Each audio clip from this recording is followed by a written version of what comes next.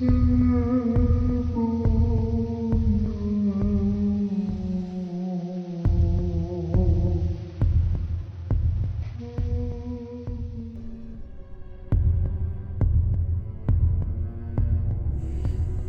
hi mundi lau ka chi kha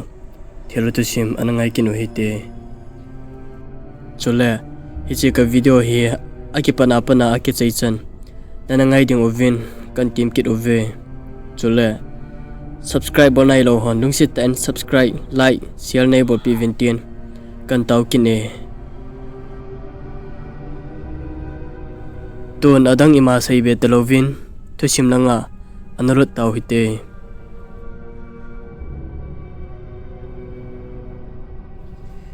Kay maka umna ahiale Odisa ahin chule Kay mahi migan thay kahin sumle pai ki hola taxi kana tolji ahi hitin chun sumle pai kana holin gari kana tolin dikhat lehin kamudo kham khamin chun in sunga ima tham tham kaniki cho jiwin ahi Kay zong somle pai hola gari tolkan hi ji chun gai tata in kaniki leji in langa kahung ji phale hin lampia no me khat kamuji in ahin alim amial hoita in ka hepon Kay zong no mai achang si a zanuya kamuji cho kay zong kalong anom thaipoi mihim ahi lo cho cái hết hello ji chun cái zong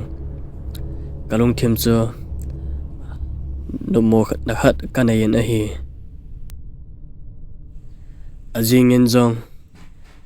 in kahong kiliana in no mai nu chu kamukin in cái zong koi a hi hoi lai ho a hi chu ka do nom ji chun cái zong gari chu ki khama ga do ding tin ka gi ko lai ta chun kalong thima hin ki cha na khat kahung nei phanin chun gari cho ka ki tolin inang cho ka zon ki ta na hi Kay zong in kalhungin buga kine do in kay mu ki ta na hi azingin kay zong somna pai hola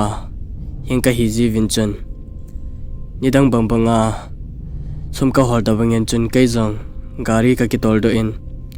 ka chi ki ta na hi phat ong chi in khu ong jing ki tai chu phanin kay zong in langa chun ka ki le ki ta na hi la nidanga na mai ka mu nu chu lampia ka gari ang khamin kin zong amel chu hoi ta in ka ven a hi la amel chu oi le jingin Japan kin zong ipithu tam tin ka dong ta ne hi le heu ka in chan nei hung tha thei de ham tin a se pha chan gam ham tin ka dong yin a hi le agam la poi tin a hin se pha nin chan Kay zong ole hung to do in tin ai nang wa chan a tha ding in ka chi ta ne hi Japan kin zong na mai no kuma chan hitin ka dong ta na hi now zan si le in kahung kilia pha le ipidinga ichelam pya hi nana ding kum ham ipi boina na nei ham tin ka dong ta na hi le hichino mai no chon heu ka din no koma cho hotel khat ome hichi hotel a cho na tonga ka hi tin a hin sei phanin chon Kay zong thamkhat kalong anom do me na hi ka chi hongyen a hi le no mai no chan heu hisalai a hin kham to tin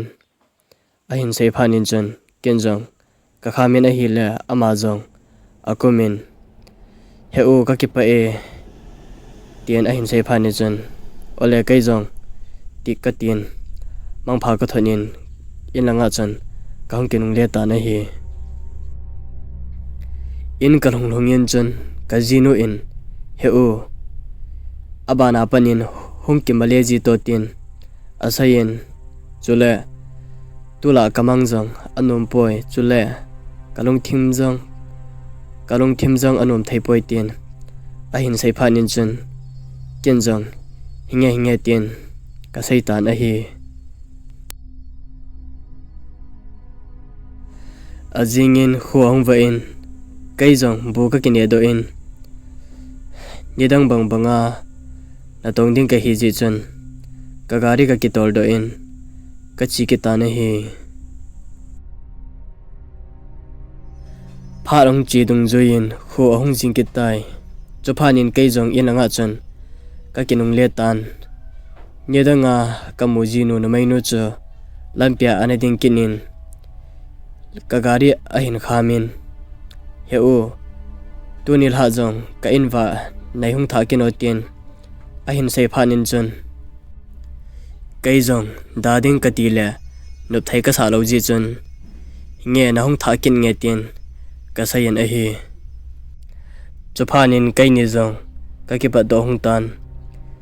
ken jong na mai nu cho amin ke hello ji chun amin ka dang yan a hi la heu kai min juli a he tin ahin sei phanin chun ken jong o ka tin hitin chun kai ni jong ka chi che hungen a hi la ni khat nia juli in akham na mun cho kal hung phanin chun kin jong ama sai nga talovin gari chu ka khamen a hi la juli in heu ibiding ana kham ham tin ahin sei phanin chun kin jong na khu o iron hung taila tin ka sai ta ne hi la ama in heu hichi kai ho kho hi poye ni khat nia zanu ya na changsia na kinung le ding chu ka gel le nop thai ka sa lo ji a chu kaloi nu te khwa he ka khama kaloi nu kuma ka gi he tin ahin sai phanin chun ken jong o ka tin